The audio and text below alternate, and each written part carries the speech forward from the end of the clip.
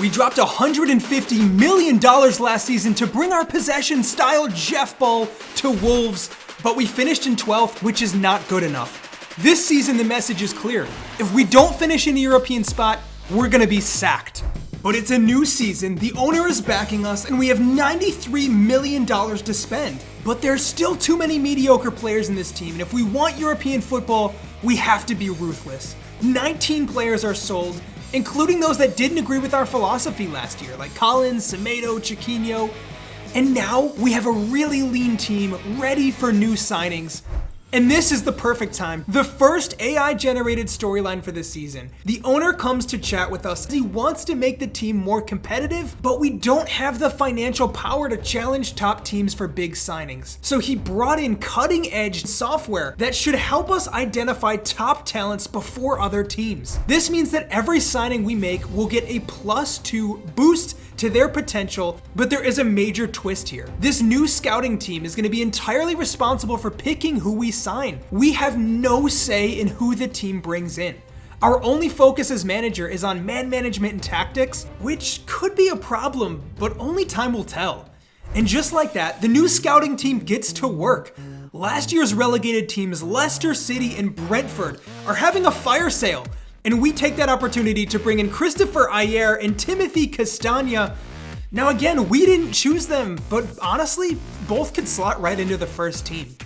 Also, the software identifies one other former FIFA wonder kid. Now I am talking about Richard Lee Bazour, who comes in and wants to prove he can still make it to the top at the age of 26. So that's 3 new signings right away, and we need to figure out what to do with all of them. We also have 4 players coming back from loan. Connor Cody and Fabio Silva honestly could both go into the first team as well. And if there's one thing that was made clear last season, it is that center back was our most important position when playing this new possession style. Ezri Konsa has been amazing at that, but Paulo Oliveira really struggled last year.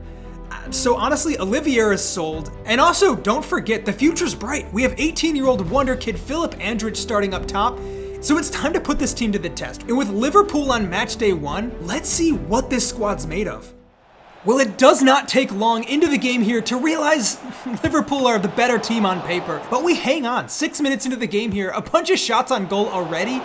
And Jose Sa is basically single-handedly keeping us in this game. Unreal stuff. Well, this is not how we thought we'd be starting our season, but I guess it's probably to be expected playing against Liverpool with a team like ours. However, a team with European ambitions needs to be doing better than this, but we might have a break on, and Weston McKennie scores the opening goal of the game, completely against the run of play. I honestly think it's the first time we had the ball in Liverpool's half, but Wolves now take the lead. Can we hang on? Well, Liverpool continue their dominance here just before halftime. An unbelievable strike from Luis Diaz, conceding a second, conceding a third, and then going on to concede a fourth. We just cannot keep them at bay, and it's an absolutely embarrassing performance to start the season.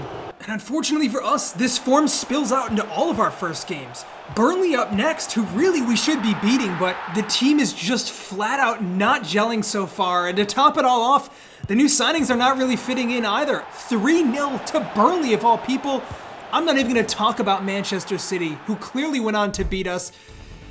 Oh my God, 3 games into the season, 0 points and a -7 goal differential. It's crisis time, but although it's deadline day, we don't have the authority to bring in any new players. The club already did what it's gonna do for us, and we just have to make do with the team we have. Now, Ruben Neves is wanted by some top teams, and unfortunately for us, if these results keep up, he's likely to want out. But for now, we're gonna shut down Dortmund. He's a very important player for us, at least through the end of this season. We are gonna hang on to our man. And with Chelsea coming up next, the challenges just keep rolling in.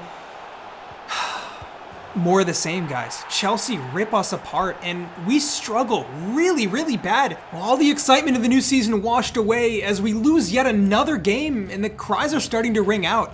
Jeff could be sacked, and there's a good chance we don't even make it to the end of the season if results continue this way. Now, we're in 20th place, and deservedly so. 0 points, -8 goal differential, and if there was ever time for a change, this is it. We've been stuck to this idea of the Jeff Ball 4-3-3 since the beginning. It's not working out though, and the best coaches find a way to revolutionize the game. Pep Guardiola came in and turned strikers into midfielders with the false 9. Antonio Conte turned fullbacks into wingers in his 3-5-2 system. And I'm about to do something even crazier. It's time to reinvent our style. Welcome to Jeff Ball 2.0. Now, we're gonna be using a 3-5-2 for this, but with a big twist. And there's one position that I've been talking about a lot, that is center back. With so much focus on this, I'm gonna try and create a new role just for us. We have the perfect player for this. Our new signing, Bezoer, he has the stats of a midfielder. Now, by starting super deep and joining the attack, this guy could help us overload the midfield and create a ton of chances. It's a risky new tactic we're trying out here, but we have to hope it pays off. Next up, it's Crystal Palace, and I hope the world's ready because Jeff Ball 2.0 is coming out to take over the Premier League. Well, we'll be hoping so at least. Only time will tell. This time, so far at least, the defense does hold strong. This is where things are going to be crucial though. Bezoer playing out from the back. That's a risky pass, but this is exactly what we were hoping for from our central midfielder turned center back. Here we go, Bezoer playing that ball forward. It is perfectly done. Guedes does give the ball away. Hopefully a sign of better things to come though. That was really good by Wolves. But as we go into the second half here with the scoreline still level, our defense falls apart and we do concede the first goal of the game. We just cannot catch a break. And I mean, I know it's early in the season, but another loss in this game could seriously spell the end for us here. Our time at Wolves could be cut really short if we don't turn it around quick. Now Bezoer playing out from the back. Can our tactics pay off here? Andrich picking the ball up and he works it out wide. Castagna played through again. Bezoer continues his run. It is beautiful from the center back. Lofts it up. Guedes! Oh my God! It's perfection. Now, I honestly didn't know if this was going to work out or not, but that is basically exactly what I was hoping. When I say a box-to-box center back, I mean, this is exactly what we hope for. But, oh God, Guedes goes down injured after scoring that goal. That doesn't look good. I don't know if it was a non-contact injury or what, but it's definitely not looking pretty. He can't even walk himself off the field, so quick change of players here, but still half an hour left to play. Hopefully we can find a second goal here. But hopefully we don't concede a second. Our defense never super trustworthy these days. The shot blocked and falls to the feet of a Crystal Palace midfielder running onto it.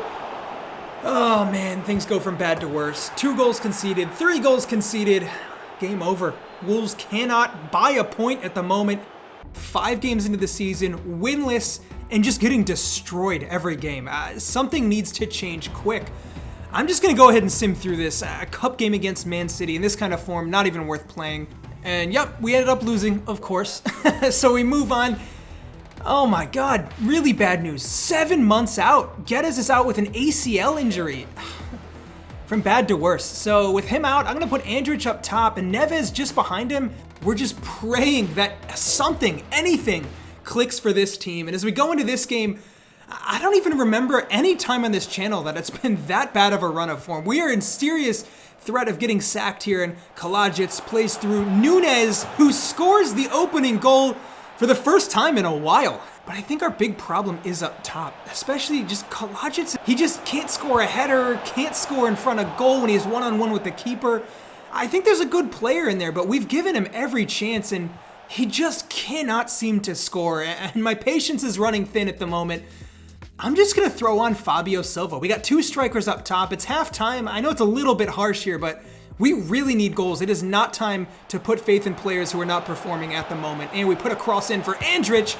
There you have it. Faith repaid in our young striker. We know he's capable of that. It's been a slow start to the season, but it's abundantly clear that he is a super talented player.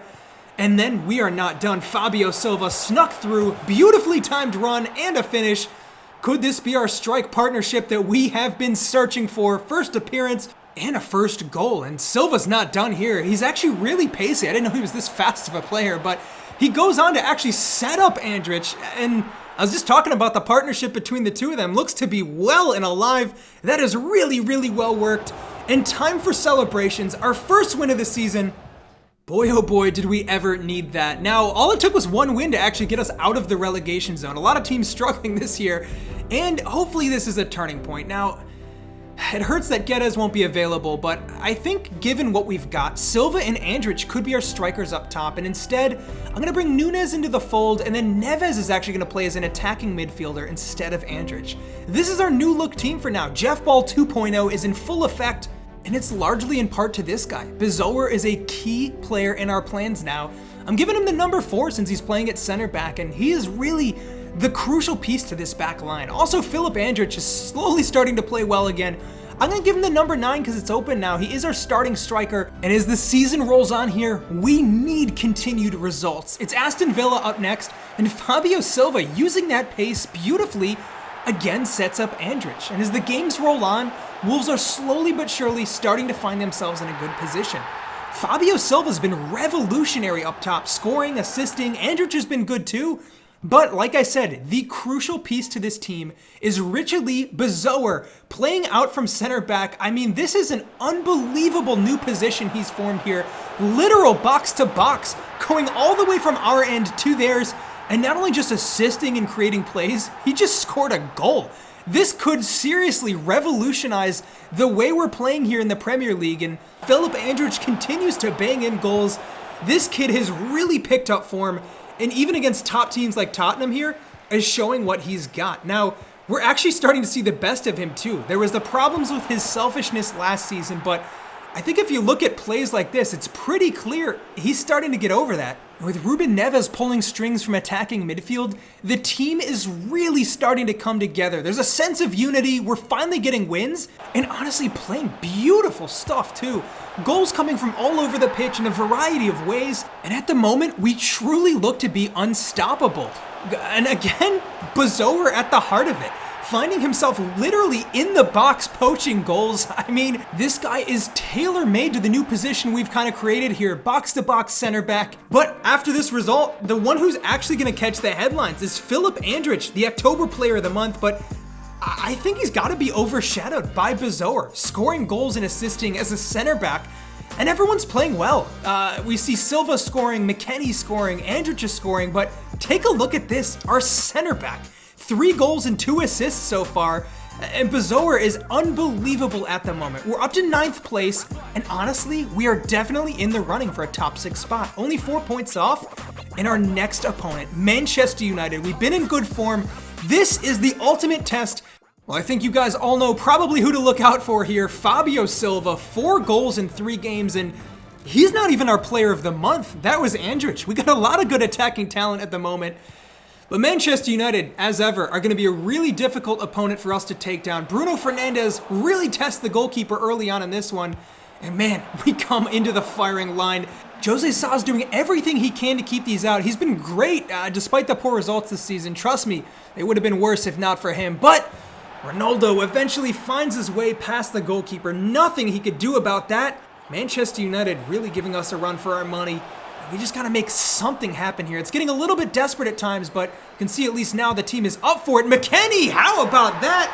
Rocket from outside the box, and this is the difference between us now and earlier in the season. Go down a goal and show the heart to fight back and actually get a goal ourselves. What is this now? Fabio Silva pounces on the mistake from that Man U backline. Hey, Fabio Silva, the one to watch, just might have gone on to win the game for us here, but Manchester United have a lot of firepower up top, and they make full use of it.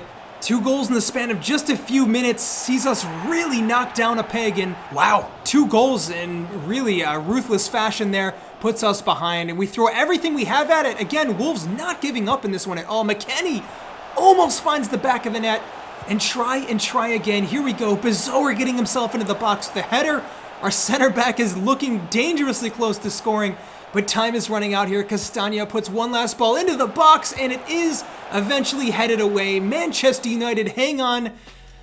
Our unbeaten run does come to an end with that loss, but I'm very proud of the team. We honestly played well, and we just get right back to results here. Andrich stripping that back line. Our high press is actually sneakily becoming one of our best attributes. Stealing this ball off of center backs and scoring. What a finish, too, by the striker there. And just some lovely team play all in all. McKennie's still finding goals, and we're just getting goals from everywhere on the pitch at the moment. We're up to 6th place despite that small setback. The team's looking great, but more bad news. Konza picks up an injury in that last run of games, and it does not look good. 5 months out. We just can't catch a break. Coming into January especially, I think we're going to need to look at making a new signing, or at least ask the board for one, but we're only 5 days away. So still 59 million left over, so hopefully they can use it wisely. And there are going to be some significant signings coming in January now that we've proven what we can do. So why don't you keep the ball rolling? Here's another suggested video. Hope to see you again soon. Thanks for watching.